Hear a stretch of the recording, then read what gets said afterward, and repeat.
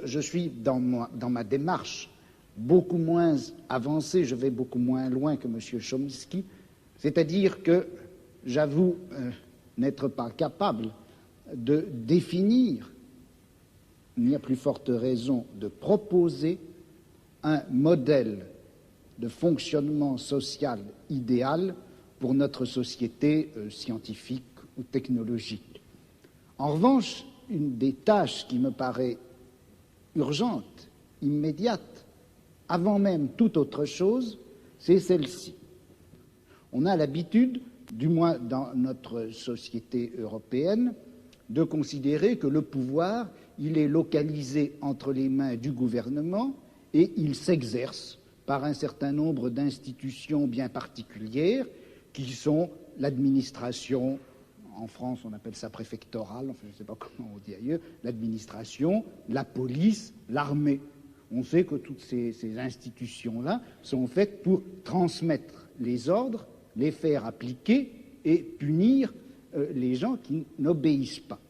Mais je crois que le pouvoir politique, il s'exerce encore, il s'exerce en outre, de plus, par l'intermédiaire d'un certain nombre d'institutions qui ont l'air comme ça de n'avoir rien de commun avec le pouvoir politique, qui ont l'air d'en être indépendantes et qui ne le sont pas. On sait bien que l'université, d'une façon générale, tout le système scolaire, qui en apparence est fait simplement pour distribuer le savoir, on sait que cet appareil scolaire est fait pour maintenir au pouvoir une certaine classe sociale et exclure des instruments du pouvoir toute une autre classe sociale. Quelque chose comme la psychiatrie, qui en apparence aussi n'est destinée qu'au bien de l'humanité et à la connaissance des psychiatres, la psychiatrie est encore une certaine manière de faire peser un pouvoir politique sur un groupe social. La justice également. Bon, et il me semble que la tâche politique actuelle dans une société comme la nôtre, c'est de critiquer le jeu des institutions apparemment les plus neutres et les plus indépendantes, de les critiquer, de l'attaquer de telle manière que la violence politique qui s'exerçait obscurément en eux surgisse et pour qu'on puisse lutter contre elle. À vouloir tout de suite, enfin si on cherche tout de suite à donner le profil et la formule de la société future sans avoir bien fait la critique de tous les rapports de violence politique qui s'exercent dans notre société, on risque de les laisser se reconstituer, même à travers des formes aussi nobles, apparemment aussi pures que celles du syndicalisme anarchiste. Yes, I would certainly agree with that, not only in theory but also in action. That is, there are two intellectual tasks. One, and the one which I was discussing, to try to create the vision of a future just society. Another task is to understand very clearly the nature of power and oppression and terror and destruction in our own society. And that certainly includes the institutions you mentioned, as well as the central institutions of any industrial society, namely the economic, commercial, and financial institutions, in particular, in the coming period, the great multinational corporations, which are not very far from us physically tonight. Those are the basic institutions of oppression and coercion and autocratic rule that appear to be neutral. After all, they say, well, we're subject to the democracy of the marketplace.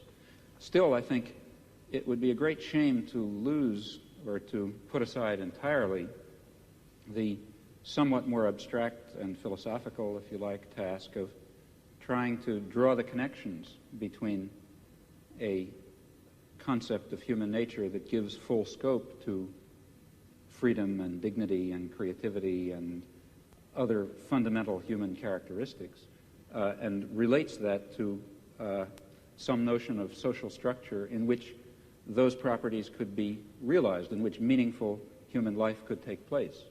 And in fact, if we are thinking of social transformation or social revolution, though it would be absurd, of course, to try to draw out in detail the point that we're hoping to reach, still we should know something about where we think we're going. And such a theory may tell it to us. Oui, mais alors là, est-ce qu'il n'y a pas un danger? Si on dit qu'il existe une certaine nature humaine, que cette nature humaine n'a pas reçu dans la société actuelle les droits et les possibilités qui lui permettraient de se réaliser. C'est bien ce que vous avez dit, je crois. Et si on admet cela, est-ce qu'on ne risque pas de définir cette nature humaine à la fois idéale et réelle, cette nature humaine cachée et réprimée jusqu'à présent, est-ce qu'on ne risque pas de la définir dans des termes que nous empruntons à notre société, à notre civilisation, à notre culture? Je vais prendre un exemple qui est un peu caricatural, mais le marxisme d'une certaine époque, à la fin du XIXe, au début du XXe siècle, le marxisme admettait en effet que dans la société capitaliste, l'homme ne recevait pas toutes ses possibilités de développement et de réalisation, que la nature humaine était effectivement aliénée dans le système capitaliste. Et le marxisme rêvait d'une nature humaine enfin libérée. Or, cette nature humaine, quel modèle utilisait-il le marxisme de cette époque-là, du XIXe, du début du XXe siècle? Quel modèle utilisait-il pour la concevoir, pour la rêver? C'était en réalité le modèle bourgeois. Le marxisme a considéré qu'une société heureuse, c'était une société qui faisait place, par exemple, à une sexualité de type bourgeois, à une famille de type bourgeois, à une esthétique de type bourgeois. Et c'est d'ailleurs tellement vrai que c'est comme ça que ça s'est passé en Union soviétique, où sous prétexte de réaliser une société où l'homme réaliserait enfin sa nature, on a reconstitué une espèce de société à la fois réelle et utopique qui est transposée de la société bourgeoise du XIXe siècle. De sorte que, est-ce que la notion de nature humaine, vous-même, en commençant, vous reconnaissiez, je crois qu'on ne savait pas très bien ce que c'était que cette nature humaine. Alors, est-ce qu'il ne risque pas de nous induire en erreur? Vous savez que Mao Tse-tung parlait de nature humaine bourgeoise et de nature humaine prolétarienne, et il considère que ce n'est pas la même chose. Well, you see, I think that in the intellectual domain of political action, that is, the domain of trying to construct a vision of a just and free society on the basis of some notion of human nature, in that domain we face the very same problem that we face in immediate political action. For example, to be quite concrete, a lot of my own activity really has to do with the Vietnam War, and a good deal of my own energy goes into civil disobedience. Well, civil disobedience in the United States is an action undertaken in the face of considerable uncertainties about its effects. For example, it threatens the social order in ways which, let's say, one might argue, bring on fascism. That would be very bad for America, for Vietnam, for Holland, and for everyone else. So there's a danger, that is one danger in undertaking this concrete act.